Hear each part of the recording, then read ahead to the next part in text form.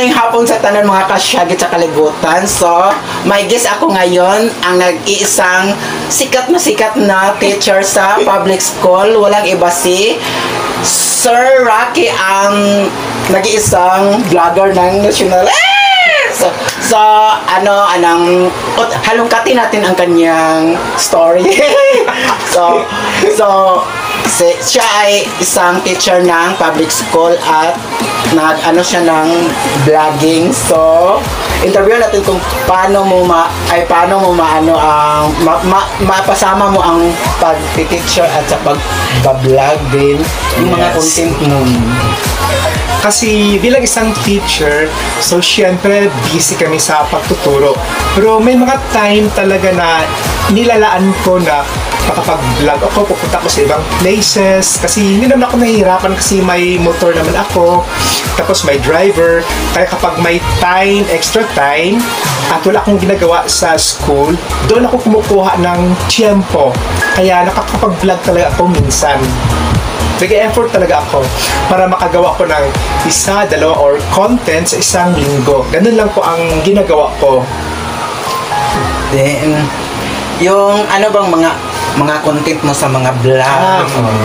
Yung mga content ko naman sa mga vlog, I am more focused sa historical, sa documentary, yung kasaysayan, o travel din. Doon ako nagpo-focus sa travel at saka sa lifestyle. Kasi in-line siya sa aking trabaho bilang teacher kasi tinuturo ko naman ang araling panlipunan. Kaya madali lang para sa akin na i-content yung mga makasaysayan na kaganapan sa lipunan, sa loob at labas ng bansa. Yes! Diba, napakagaling ni Sir. Yes! Magaling din naman si Nonon Vlog. 10 minutes. So, ano bang mga content mo na parang isa-isahin mo yung mga content mo na na-upload mo, di ba, pangalawa? Oh, yes. Dalawang video ka na. Right now, may dalawa akong content na na-upload. Yung pinakauna, yung Wow Hasaan, Amazing Hasaan. Doon ako nakapokus sa pag-promote ng tourism sa bayan ng Hasaan. Ipinapakita ko doon yung mga likas na yaman at kagandahan ng Hasaan tulad ng dalampasigan, yung mga cold spring and resorts, kung bakit dinadayo ng mga turista ang Hasaan everyday, ang mga dahilan bakit sikat na sikat ang Hasaan sa buong Misamis Oriental. Kaya yun. Sa pangalawa ko namang content, doon ako nag-focus sa misteryo, para siyang talinghaga, para siyang nakita mo yun. Pinamagatang ang misteryo sa likod ng simbahan, o ang lumang simbahan. Dati kasi sa kapanahunan ng Kastila, nagpatayo sila ng kauna-unahang simbahan doon sa tuktok sa kuta ng Aplaya. After so many years, napag-desisyon na nilang ilipat ito sa mas malaki at mas malawak na lugar. So, sa loob ng daang taon, napag-iwan na, nakalimutan yung simbahan sa tuktok doon sa puno. Kaya, naging isang mahiwaga at talinghaga para sa lahat. Kaya doon ako nakapag-desisyon na i-content ko siya bilang pangalawa para malaman ng lahat kung ano ba talaga ang misteryo sa likod ng lumang simbahan. Lagi nakala ko ganina sa ikola. Yeah, napanood mo? Yes. Thank you so much. Yeah. Tapos sinishare ko.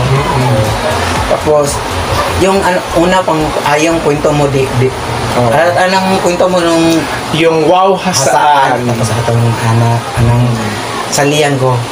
O pinopromote ko yung mga beaches mula doon sa east sa west. Napunta kami sa La Huerta. Pero yung napuntahan din naman noon. Mas nauna pa nga siya sa akin. Hindi ako naka-content doon. Hindi ka naka-content doon. Ikaw lang. Sa susunod ko namang content sa pangatlo, it's all about travel, siguro sa Claveria or sa Balingasar. Along the way, may mga twist ng mga kwento, may mga pangyayari, kaya abangan din yung makasyagit ni Nonon Vlog. Yun.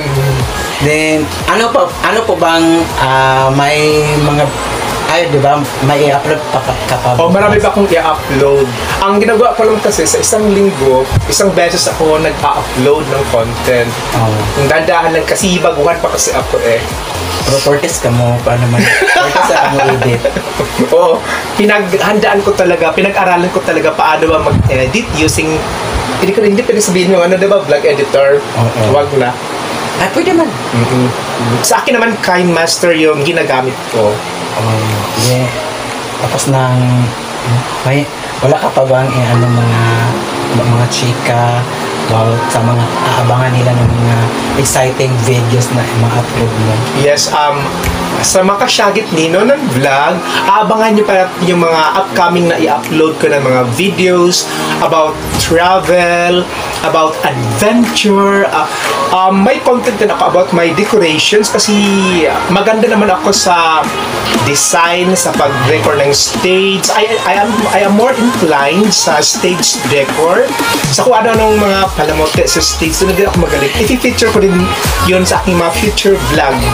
Kaya, abangan nyo yun. Shout out ang National High School. Shoutout naman sa mga co-teachers ko sa Hasaan National High School at sa mga student ko naman doon. Sana abangan nyo yung mga upcoming vlogs ko at upcoming vlogs din ni Nonon. Yes. Sana isubscribe mo na kami, isubscribe kaming dalawa. Don't forget to subscribe Nonon Vlog and On The Rocks Vlog and hit the bottom bell for you to be updated. Ganon siya. Yeah. Thank you, sir, na pinaunlakan mo ang ating one-on-one interview. You're welcome. Yes. So, ayan guys, don't forget to subscribe on The Rocks Vlog para lahat po tayo Yes. updated sa mga videos na i-upload ni Sir Rocky din. Don't forget po mga kasyagit. So, thank you so much, sir. Thank you so much. Bye!